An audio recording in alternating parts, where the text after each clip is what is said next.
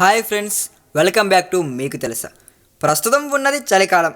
వాతావరణంలో పూర్తిగా మార్పు ఉంటుంది. అందుచేత ఈ సమయంలో వ్యాధి నిరోధక శక్తి తక్కువగా ఉన్నవారు త్వరగా రోగాల పాలవుతారు. ముఖ్యంగా చలికాలంలో అందరినీ పలకరించేది జలుబు.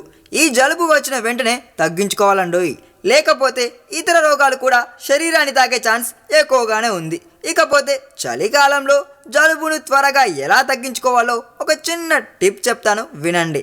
ముందుగా 3 నిమ్మకాయలను తీసుకొని సగానికి సగం కట్ చేసి ఓ పాత్రలో వేసుకొని 4 గ్లాసుల నీరు పోసి కొద్దిగా ఉప్పును చేర్చి స్టవ్ మీద పెట్టి సగం అయ్యేంత వరకు మరిగించండి.